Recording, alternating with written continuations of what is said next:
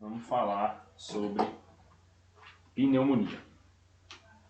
Então, o que é pneumonia? Por definição, a pneumonia é um evento agudo de sinais e sintomas do trato respiratório inferior, mais um exame de imagem com evidência de consolidação.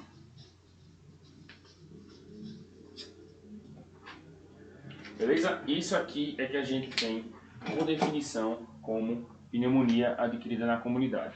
E óbvio que esse paciente tem que vir da comunidade, né? É um paciente que não está internado em hospital, é um paciente que ele não fez uso de antibiótico. Assim, a gente o paciente fez uso de antibiótico, o paciente que tem cultura prévia, né? Já tem relato de cultura prévia para MDR, MRSA. Assim, a gente até diz que esse paciente ele tem infecção de comunidade, mas a gente vai terminar chamando de infecção associada ao serviço de saúde, o paciente é dialítico, tudo isso. Então, de forma geral, é um paciente que não está internado, beleza? Então, agudo com sinais e sintomas do trato respiratório inferior, com um exame de imagem com consolidação. Então, para que a gente tenha um diagnóstico de pneumonia, a gente precisa obrigatoriamente de uma imagem evidenciando consolidação. Beleza? O que é que o paciente vai apresentar? Quais são os sintomas que ele pode apresentar? Tosse. Aí essa tosse ela pode ou não ser produtiva. Então, basicamente, tosse, febre, taquicardia, taquipneia. É o paciente que vai ter também dispneia. A ausculta, você vai ter crépitos aqui, ó, geralmente finos. O paciente pode ter outro tipo de ruídos adventícios, ter ronco, sibilo, pode. Mas geralmente ele tem uma doença associada. Não é comum um paciente com pneumonia especificamente fazendo sibilância, por exemplo. Agora é um paciente que tem DPOC, e aí ele tem uma DPOC exacerbada por uma infecção respiratória. Então ele pode apresentar ronco e sibilo nesse contexto. É o paciente que pode ter diminuição do músculo vesicular, é o paciente que pode ter derrame pleural,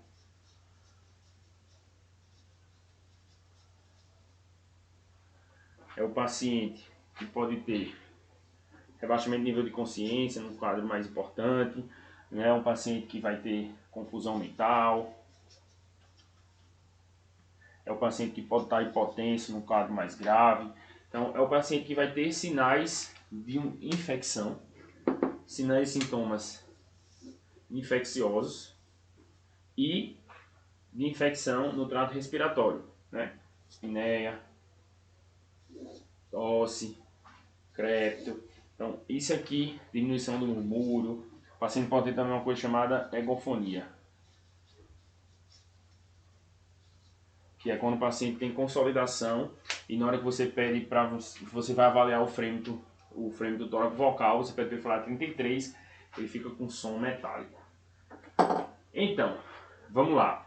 Só esses achados não é suficiente para a gente dizer, tem pneumonia. Por quê? Porque termina sendo um pouco complicado, um pouco complexo você fechar e bater o martelo aí nesse diagnóstico.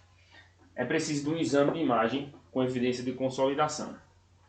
Aqui fica um pouco complicado, porque muitas vezes até o radiologista ele vai discordar e às vezes tem consolidações que são pequenininhas, então fica um pouco mais difícil de ver.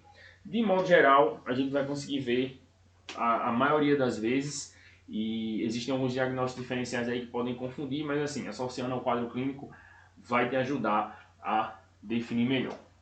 Uma coisa interessante que é legal da gente frisar é que a presença de crépito, por exemplo, tosse com expectoração, apesar da gente achar que crépito, tosse com expectoração, dispneia são sinais bem específicos, de pneumonia, tem estudos que mostram que a razão de verossimilhança, razão de verossimilhança positiva, que é a chance daquele achado aumentar a probabilidade diagnóstica, né? Ele não é tão boa para esses achados de tosse com expectoração, dispneia, crépito fino, não é tão boa. O que tem de melhor são as alterações de sinais vitais, febre, aumento da frequência respiratória, taquicardia e egofonia. Esse paciente que tem um som metálico, quando ele fala 33, na hora da ausculta, particularmente em topografia de consolidação, é que você vai escutar isso aí, é o paciente que você aumenta muito a chance desse diagnóstico. E para afastar o diagnóstico, que a gente chama de razão de verossimilhança negativa, a gente tem a ausência de alterações de sinais vitais. Então, no paciente que não tem febre, não tem taquicardia, não tem taquipneia, mas ele apresenta tosse com expectoração, e você querer dizer que ele tem um diagnóstico de pneumonia, esses achados aqui, eles diminuem a probabilidade, né? Não ter febre, não ter taquicardia, não ter taquipneia, não ter alteração de sinais vitais, diminui a probabilidade. Não ter crépito, diminui a probabilidade? Não.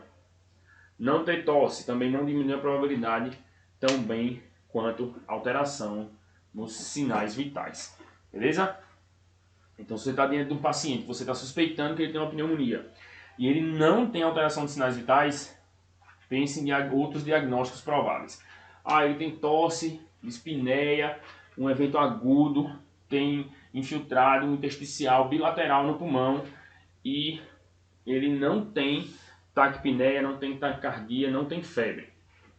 A chance de você fechar esse diagnóstico de pneumonia diminuiu bastante agora, tá? Diminuiu consideravelmente. Não é aquela razão de verossimilhança negativa muito baixa, né? Mas já diminui bastante.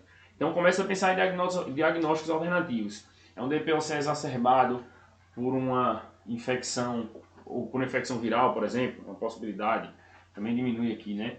Mas é um DPOC exacerbado por não estar usando a medicação, é uma IC descompensada, sei lá, qualquer outra doença pulmonar que vai ter infiltrado intersticial.